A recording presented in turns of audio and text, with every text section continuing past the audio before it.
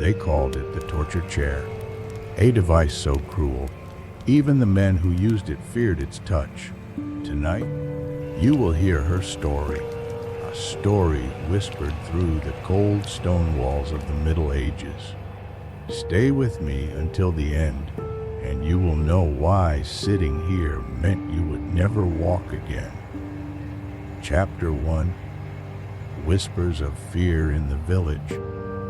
Where the accusation of witchcraft began, you walk through the narrow cobblestone streets as twilight settles over the village like a shroud. The year is 1324, and the air carries more than just the scent of wood smoke and damp earth. It carries fear.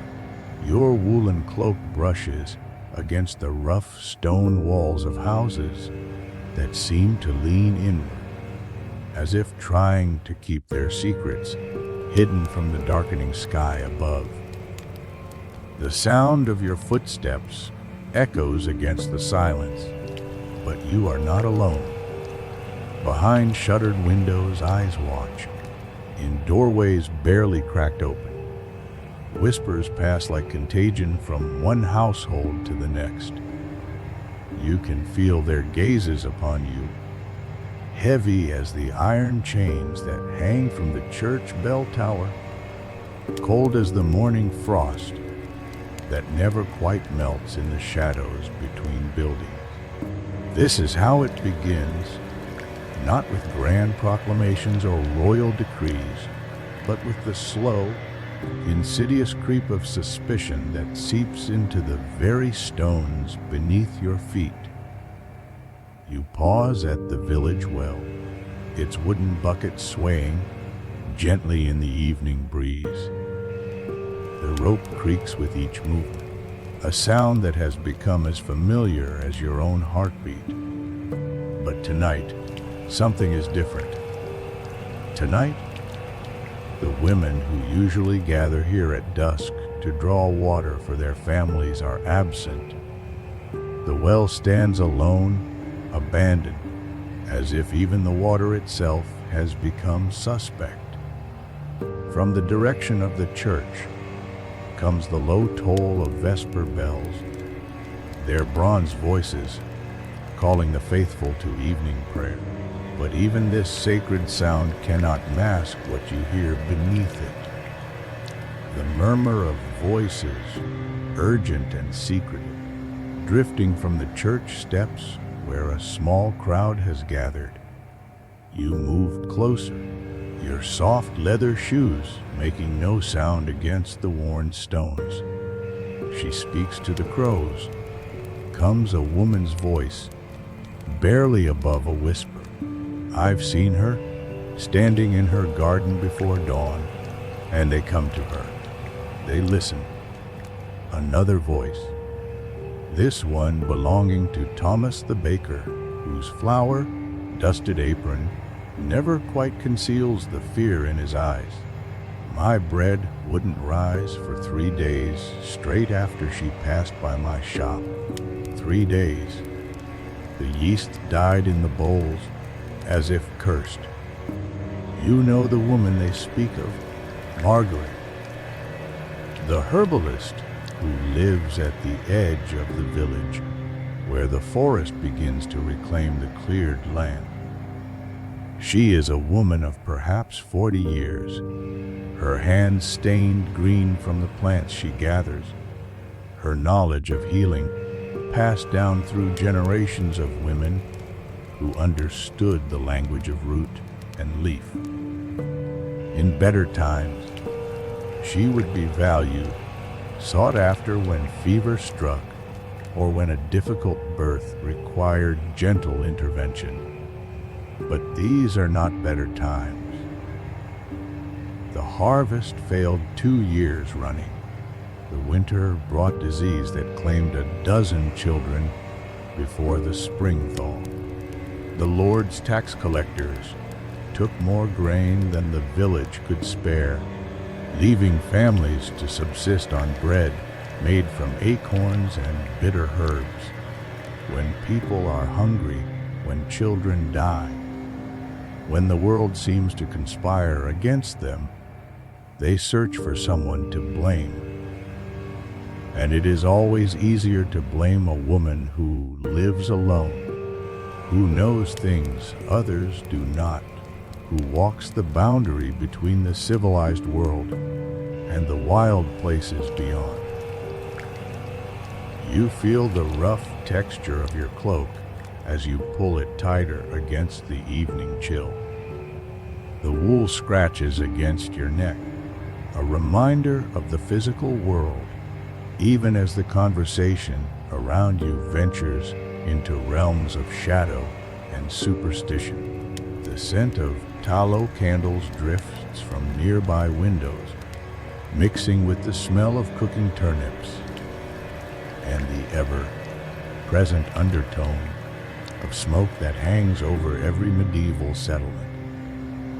Father Benedict emerges from the church, his black robes rustling against the stone steps. His presence immediately changes the tenor of the gathering. Voices that had been secretive and hushed now rise with newfound authority. He is a man of perhaps 50 years, his face marked by the kind of severity that comes from years of seeing sin in every shadow, heresy in every deviation from prescribed truth. The devil walks among us, he intones, his voice carrying the weight of absolute certainty. He works through those who have turned from God's light, who seek knowledge from forbidden sources, who consort with creatures of darkness. You watch as the villagers' expressions shift from uncertainty to conviction. This is the alchemy of accusation, doubt transformed into certainty by the authority of those who claim to speak for God. Father Benedict's words provide structure to their fears, giving names to the nameless dread that has settled over the village like winter fog. But the priest's words carry more than just religious authority. Behind them lies the full weight of church doctrine, refined over centuries into a systematic approach to identifying and eliminating what they consider threats to Christian order. The Malleus Maleficarum may not yet exist.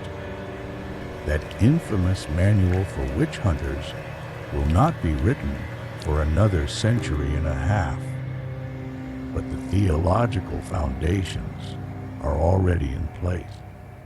The Church has spent decades establishing the reality of maleficium, harmful magic worked through diabolic pacts.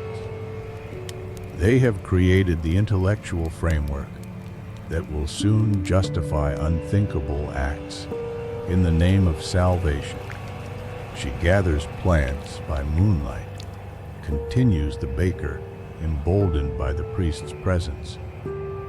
My wife has seen her, cutting herbs when decent folk are abed. What need has an honest woman for such secrecy? You know the answer, though you dare not speak it aloud. Margaret gathers by moonlight because many medicinal plants are most potent when their sap runs highest, which often occurs in the cool hours before dawn. She works in darkness because her days are filled with tending to those who seek her help, drawing splinters from children's fingers, brewing tonics for winter coughs, attending births that may last from sunset to sunrise. Her timing follows the ancient rhythms of plant and season, not the schedules of those who watch her with suspicious eyes. A young woman steps forward from the crowd. Elena, the blacksmith's daughter, her face flushed with fever or excitement. She cursed my betrothal. Elena declares, her voice carrying across the square. The morning after I refused to buy her love charmed, my intended broke our engagement. She looked at me with those pale eyes of hers, and I felt cold all through, as if death itself had touched me. You feel your breath catch in your throat. You know Elena's story. Know the truth she cannot bring herself to speak. Her betrothal ended not because of any curse, but because she was found in the hayloft with the miller's son. Their bodies intertwined in passion that had nothing to do with witchcraft and everything to do with the desires that burn in young hearts. The broken engagement was the inevitable result of her own choices. But how much easier it becomes to blame the strange woman who lives alone, who asks uncomfortable questions with her pale, knowing eyes. The crowd murmurs its agreement, and you can smell the sharp scent of their fear. Acrid as smoke from green wood, metallic as blood. Their voices rise and fall like a tide, each accusation adding weight to the next. This is how communities turn on their own. How neighbors become enemies. How the very people who once sought Marguerite's help now speak her name like a curse. Father Benedict raises his hand for silence, and the crowd obeys with the automatic deference of those accustomed to hierarchy. In the flickering light of the torches, his face takes on the quality of carved stone, impassive and final as a judge's gavel. The Church teaches us to recognize the signs of diabolic influence. He says, his words measured and deliberate. Those who practice maleficium often display certain characteristics. They live apart from Christian community. They possess knowledge that comes not from God, but from darker sources. They are often found in the company of animals that may serve as familiar spirits. Every word is carefully chosen, designed to fit Marguerite like a garment tailored for her execution. You think of her small garden, lovingly tended, where she grows the plants that ease pain and promote healing. You think of the crow that visits her each morning, a creature she feeds scraps of bread, not out of any diabolic pact, but from simple kindness to a fellow being struggling to survive the harsh realities of medieval life. But these innocent explanations hold no power against the rising tide of suspicion. Fear has its own logic, and once that logic takes hold, it reshapes every fact to fit its narrative. Kindness becomes manipulation, knowledge becomes sorcery, solitude becomes conspiracy with dark forces. The church bell tolls again, its bronze voice cutting through the night air like a blade. In that sound, you hear the weight of centuries, the accumulated power of an institution that has survived the fall of empires by adapting to every challenge, by identifying and eliminating threats to its authority before they can take root and grow.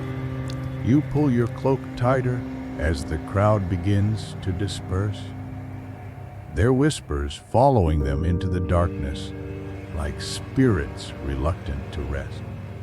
The torches guttering in their holders cast dancing shadows on the church walls, shadows that seem to move with malevolent purpose. The very stones seem to absorb the accusations, holding them like a reservoir that will overflow when the pressure becomes too great. Chapter 2. Inquisition Trials Justice or Revenge. You stand in the shadow of the cathedral as dawn breaks gray and cold over the city of Tullus. The year is 1325, and the stones beneath your feet have absorbed decades of secrets, whispered confessions, muffled screams, and the shuffle of bare feet across floors worn smooth by countless souls seeking salvation or fleeing damnation. The air carries the scent of incense and iron, of unwashed bodies, and the peculiar metallic smell that clings to places where fear has become a living presence. The massive wooden doors of the Inquisition Tribunal creak open with a sound like distant thunder, and you follow the flow of humanity that enters each morning to witness the sacred work of purifying Christian souls. Your rough, spun tunic scratches against your skin as you move, a constant reminder of your mortality in a place where the line between this world and the next seems dangerously thin. Inside, the hall stretches before you like the nave of a church, but instead of an altar at its end stands a raised platform where three men in black robes sit in judgment. These are the Domini Canes, the hounds of God, trained in theology and law to root out heresy wherever it may hide. Behind them hangs a massive crucifix, its bronze corpus gleaming in the light of dozens of candles that never seem to burn low enough to provide true darkness. From a side chamber comes the sound of chains, the shuffle of feet, and the low murmur of voices reciting prayers in Latin. Your heartbeat quickens as a door opens, and the first prisoner is led forward. A woman of perhaps 30 years, her dark hair loose around her shoulders in a way that marks her immediately as someone who has fallen from grace. Married women bind their hair, maidens braid it, only witches and whores let it flow free like water down their backs. This is Beatrice, though you learn her name only when the Dominican friar calls it out in a voice that carries no warmth. She is accused of dream divination, of claiming to receive visions in her sleep that predict the future, a practice the Church has recently declared not just superstitious, but actively diabolic.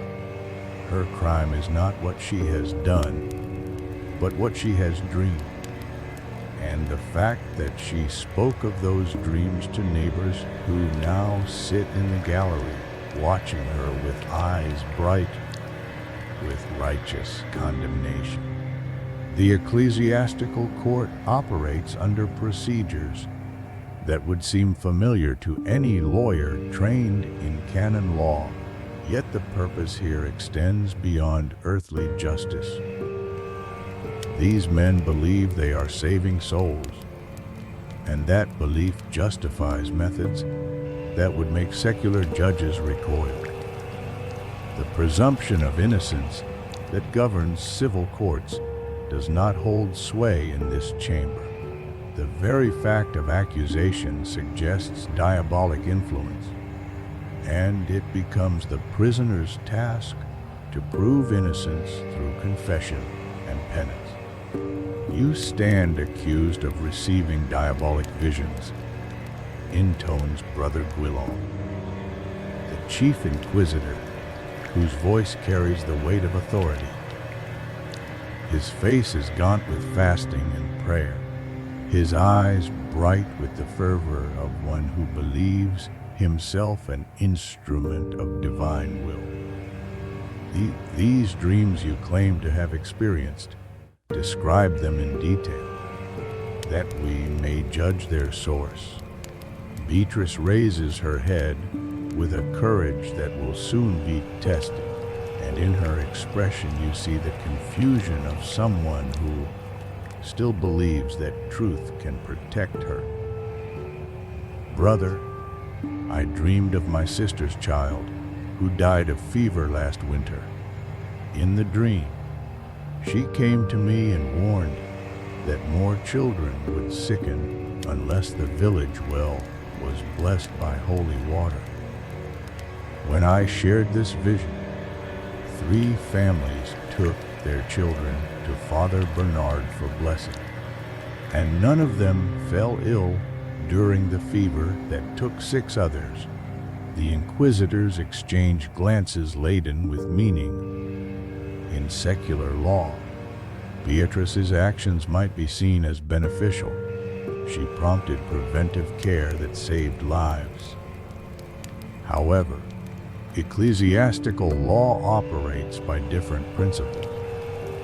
The Church teaches that true visions come only to saints and mystics recognized by proper authority. For an ordinary woman to claim divine communication suggests either prideful delusion or diabolic deception, and the fact that her advice proved beneficial makes it more dangerous, not less. The devil, they argue, may work apparent good to accomplish greater evil. And who taught you to interpret such visions? Continues Brother Guillaume, his voice soft as silk drawn across a blade. Did you seek instruction in the art of dream reading? Did anyone provide you with books or methods for understanding these communications? The questions seem innocent, yet you recognize their purpose. The inquisitors are building a case not merely of superstition, but of learned magic, the systematic study of forbidden arts that suggests deliberate pact, making with diabolic forces. If Beatrice admits to studying dream interpretation, she confesses to practicing witchcraft.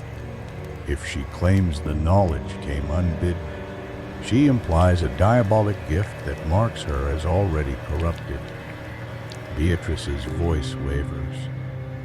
No, brother, the dreams came to me. I sought no instruction, made no study. I only shared what I saw because I feared for the children. Yet you chose to act upon these visions rather than bringing them first to proper church authority. Notes Brother Thomas, the second inquisitor, whose specialty lies in distinctions that can turn innocence into sin. Why did you not seek guidance from Father Bernard before speaking? The trap closes with mechanical precision. Had Beatrice consulted the priest, she might have been warned against sharing the vision and thus avoided charges of unauthorized prophecy. But she acted out of compassion, following the prompt of mercy rather than protocol. In this chamber, spontaneous goodness becomes evidence of corruption that bypasses proper channels.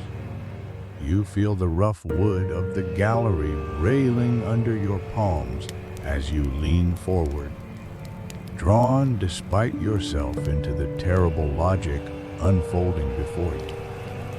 The inquisitors are not villains in any simple sense. They genuinely believe they are protecting Christian society from supernatural corruption.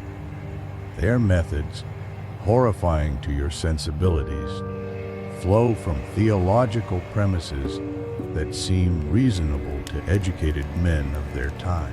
If diabolic forces truly employ human agents to destroy faith, extreme measures become not just justified, but necessary.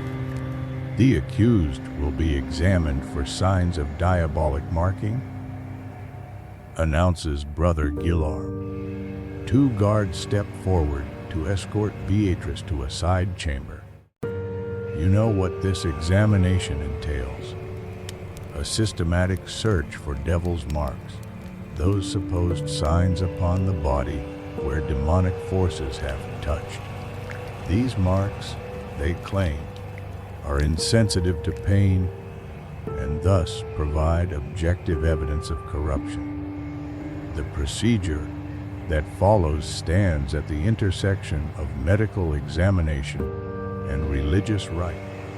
The accused is stripped and every inch of their body examined for moles, scars, or birthmarks that might constitute devil's sign.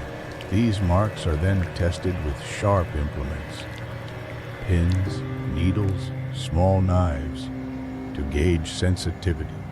Any spot that bleeds less than expected or provokes dulled pain becomes evidence of diabolic influence. Behind the closed door you hear Beatrice at first questioning, then pleading, then crying out, sharp sounds that cut the stone like splinters of ice. The inquisitors, however, continue their discourse as if the noise were merely wind moving through the eaves. They debate theology with the precision of scholars discussing astronomy or harvest yields. The Summa Theologiae is clear on this point. Brother Thomas observes, invoking the great work of Thomas Aquinas that lends intellectual architecture to their procedure. Diabolic compacts may be explicit or implicit. The accused need not have sworn allegiance if her actions demonstrate acceptance of diabolic assistance. This doctrine of implicit compacts is among the Inquisition's deadliest tools. By its logic, anyone who benefits from what might be construed as supernatural aid can be presumed to have consented, consciously or not. The woman who predicts rain becomes guilty of weather magic.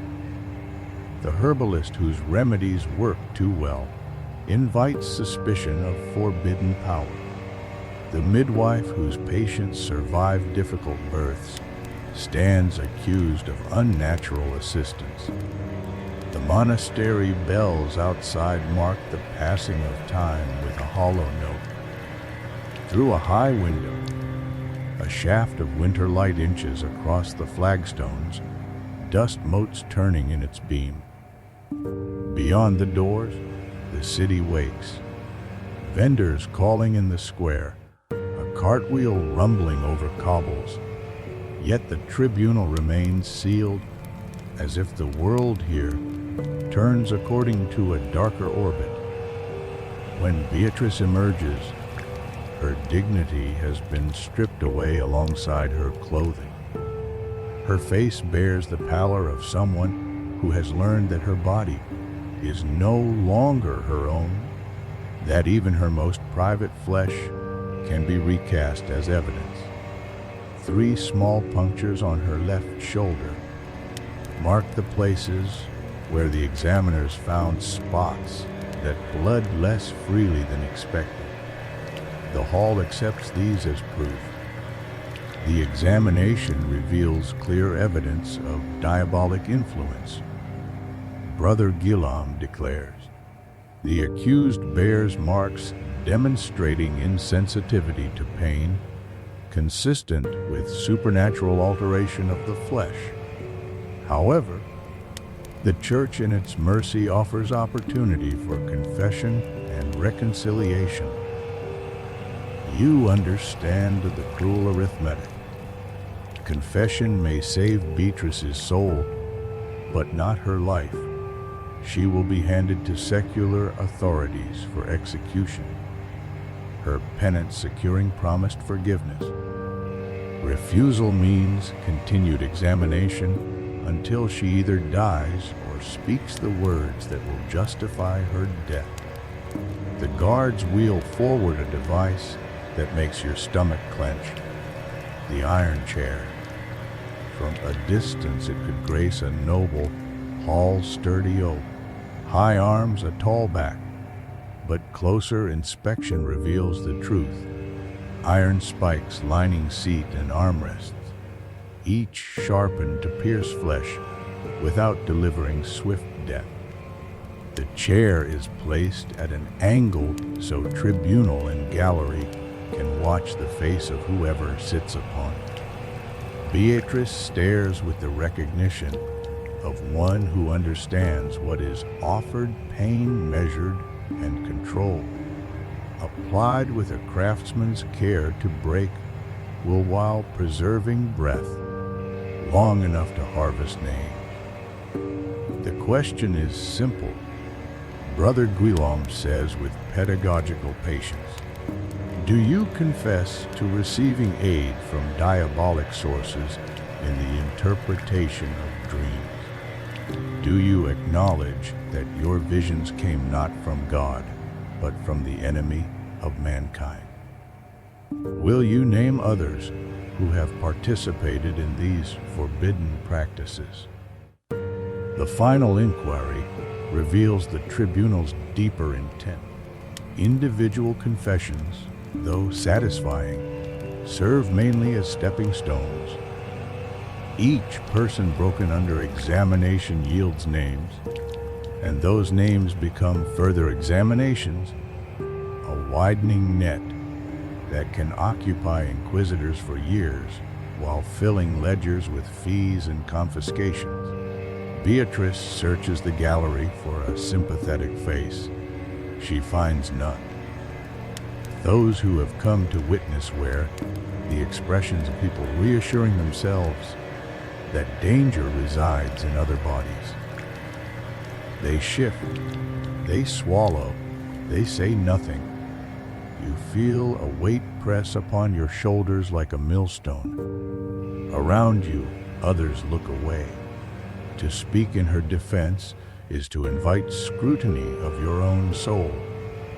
To question method is to suggest sympathy with error.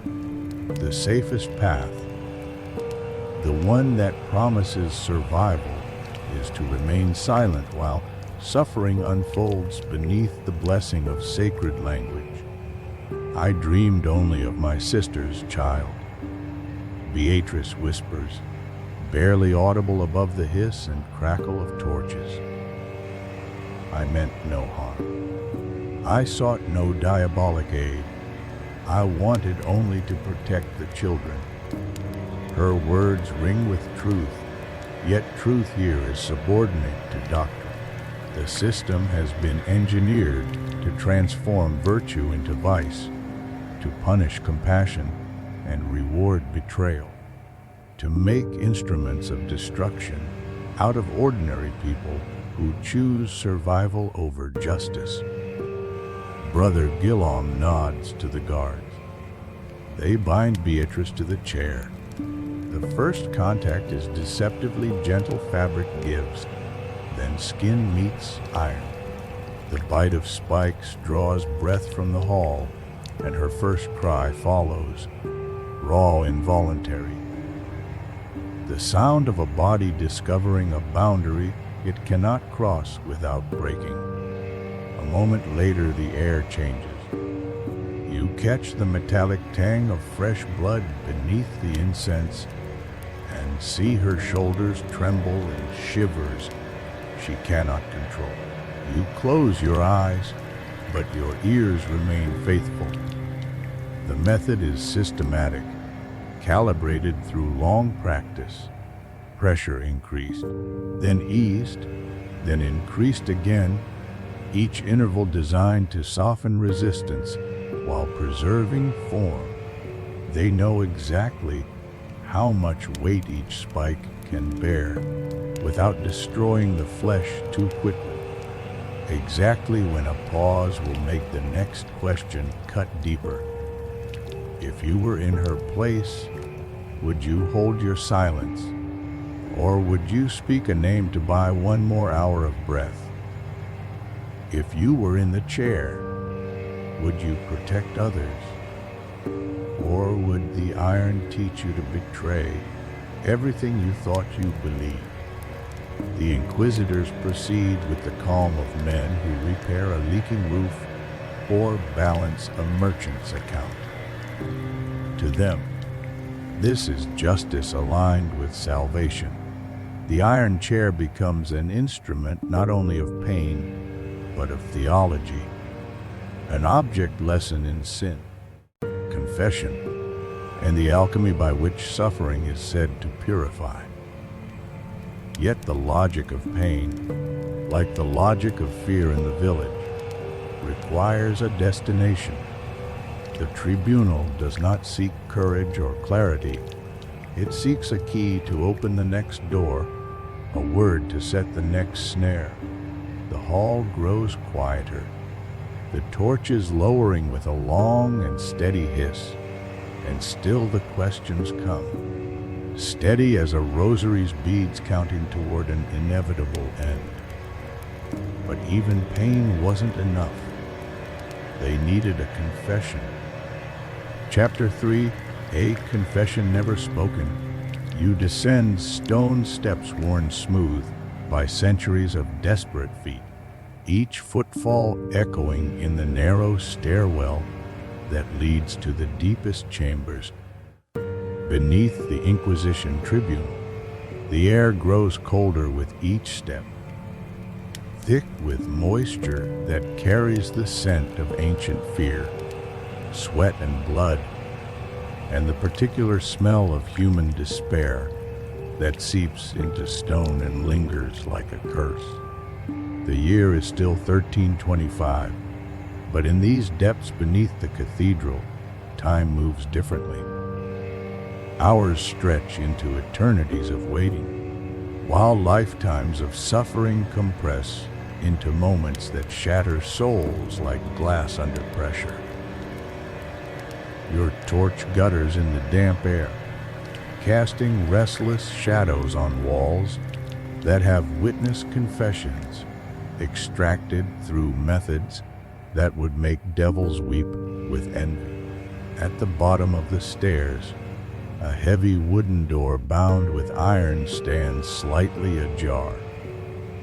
Through the gap comes the sound you have been dreading, the rhythmic clank of chains against stone, punctuated by breathing in short, desperate gasps. Beyond that door lies Beatrice, 3 days into her examination, 3 days of pain precisely calibrated to bring her to the edge of confession without granting the mercy of death or madness. You push the door open with fingers that tremble despite your effort at composure. The chamber beyond exists in a realm between life and death, between sanity and madness, between human and something else entirely. It is a place where the Inquisition's theological theories become flesh and blood reality, where abstract concepts of sin and salvation take concrete form in instruments of brass and iron designed to remake human beings into something that better serves institutional needs. The torches in wall sconces provide just enough light to reveal the chamber's contents while leaving shadows deep enough to hide the worst details. Along the walls stand devices refined over centuries in the art of extracting truth through pain. The rack with its pulleys and ropes, the strappado with its weights and chains, the boot with its iron wedges, designed to crush bones slowly enough to prevent unconsciousness.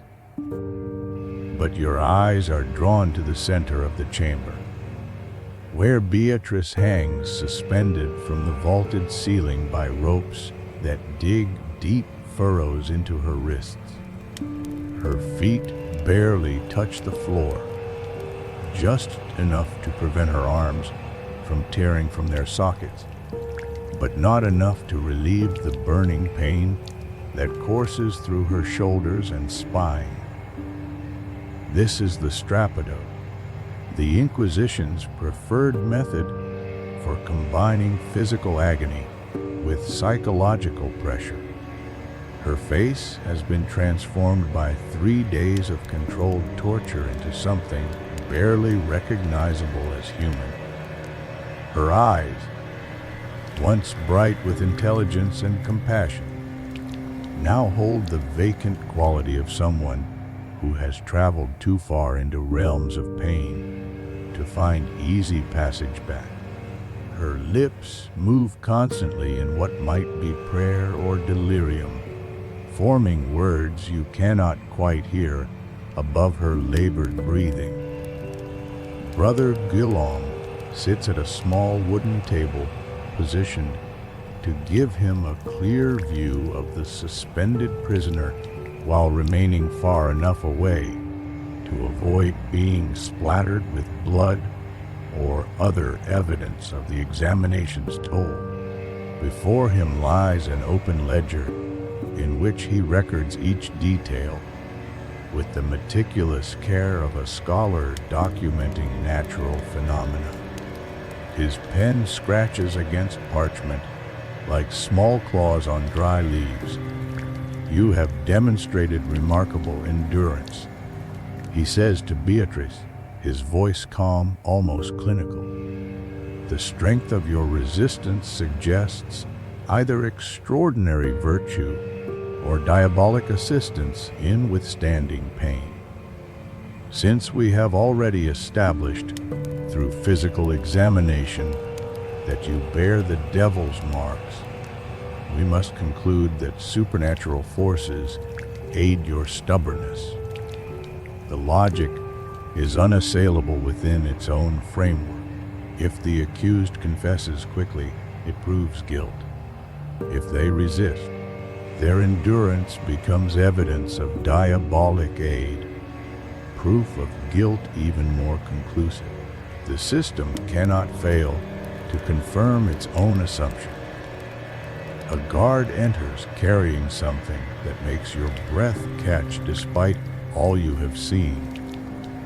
The scold's bridle, a cage of iron bands and leather straps designed to fit over a woman's head like a grotesque crown, with a sharp iron spike positioned to pierce the tongue at the slightest attempt to speak above a whisper.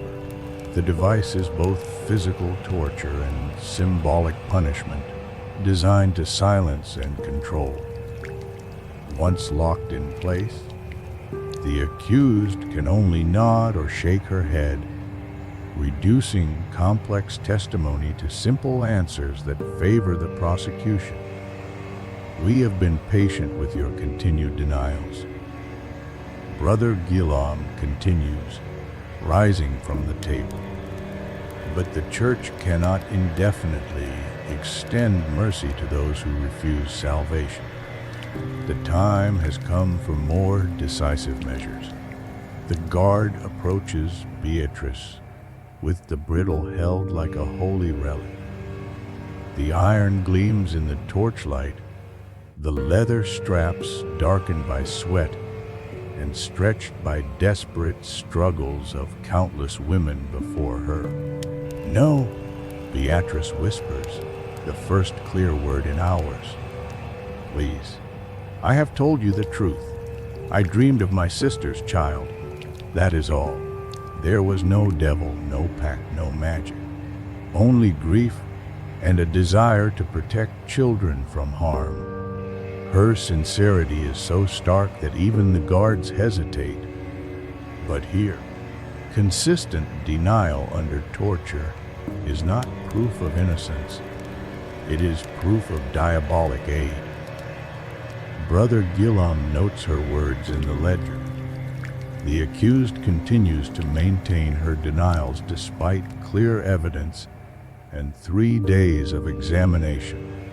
Her resistance exceeds normal human capacity, suggesting supernatural assistance in maintaining false testimony. The bridle approaches her face. She turns away, but the ropes allow little movement. Pain from her damaged joints surges, yet terror of the device overcomes even that. "Wait," she gasps. "Please. I will tell you what you wish to hear." Guillaume raises his hand. The guard steps back. The Inquisitor's expression shows no triumph, only the grim satisfaction of a craftsman completing his work. He prepares to record the confession that will justify all that has come before. "Speak clearly," he instructs. "Confess your diabolic practices for the salvation of your soul and the protection of Christian community." You lean forward despite yourself. This is the moment when truth is replaced by whatever words will end the suffering. I received knowledge from sources other than God. In my dreams, I spoke with spirits who taught me to see the future. I did not know they were demons. I thought they were blessed souls coming to help. The confession follows the Inquisition's well-worn pattern. Admit supernatural contact. Claim ignorance. Provide grounds for mercy while justifying punishment. Name those who taught you. Guillaume commands. Beatrice's eyes dart like those of a trapped animal. At last, she speaks 3 names. Villagers, innocent people. The syllables fall into the ledger like stones into deep water, ripples spreading toward inevitable ruin. Guillaume nods. The bridle is set aside, the ropes are loosened. Beatrice collapses to the floor, her body folding like a burnt page. There is no relief in her eyes, only the hollow knowledge that she has traded her integrity for a few more hours of breath. The accused has confessed and named accomplices. Guillaume announces she will be remanded to the secular arm for sentencing. May God have mercy on her soul. You stand frozen. The air is heavy with the residue of broken will and sanctioned cruelty. Above, the cathedral bells toll the hour. As the guards drag Beatrice away, her bare feet leaving faint smears on the stone. You understand the true purpose of this place, replication. Every confession breeds more accusations, every accusation more trials, every trial more confessions. The wheel turns, and the names in the ledger multiply like a litany of the damned. You follow up the narrow stair. Sunlight greets you, too bright for what you carry inside. The marketplace hums with life, but you still hear Beatrice's voice. I will tell you what you wish to hear. But what awaited in the next room? Even the executioner feared. To see the rest of this story, stay tuned for the next part.